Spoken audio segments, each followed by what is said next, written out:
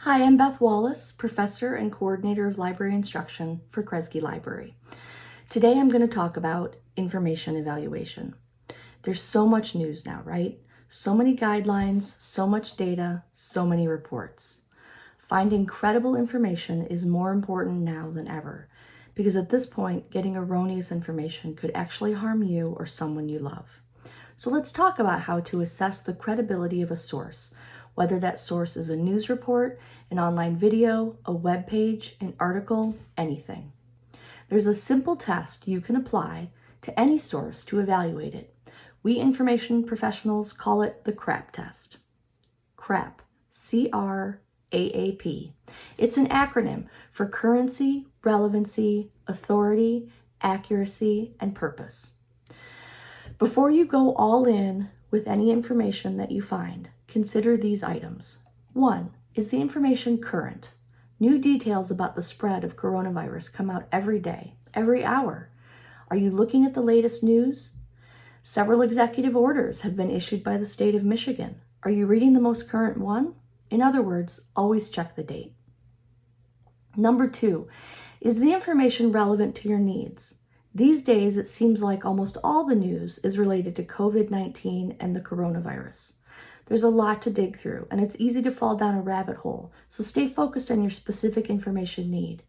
For example, if you're looking for a list of community resources where you could get financial assistance during the pandemic, you can skip the news story about the suburban mom who's hoarding toilet paper. Number 3, authority. This is vital. We're dealing with a life or death situation. Take a few minutes to figure out what person or organization produced the information that you have found. Are you reading up on how the disease spreads? Don't rely on a Facebook post from your best friend. Instead, go straight to the Centers for Disease Control and Prevention.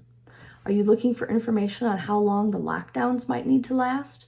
Trust experts like scientists and medical professionals, not politicians. Number 4, check accuracy. See if there are references provided for the information. Has the information been reviewed by an expert in some way? Also, check for typos and spelling errors, as those are sometimes indications that you should question the professionalism of the source. And 5, consider the purpose of the information that you're reading. Why has this information been created? To inform or to entertain? To educate or to sell something? If you're reading a press release, for example, think about whether it was produced by a politician looking to reassure voters or by frontline researchers to inform the public in an effort to stem the spread of the disease. If you're reading a news story, consider whether it's meant to be an informative piece of national news or if it's actually a satirical piece from someplace like The Onion. So there you have it. Those are the fundamentals of the CRAP test: currency, relevancy, authority, accuracy, and purpose. Using the CRAP test will make you a better informed consumer of all the news reports, press conferences, social media posts, and websites that we're all buried in these days. I want to encourage you to visit the University Library website at library.oakland.edu for helpful guides on a variety of topics, including how to spot fake news, how to find peer-reviewed information, and how to differentiate between popular sources and scholarly sources. And even though the library building is physically closed, our librarians and staff are all still hard at work making sure you have the digital resources that you need for your classes and to help you with your research needs. Visit us at library.oakland.edu for details on all of our remote services and for information on how to contact a librarian for assistance.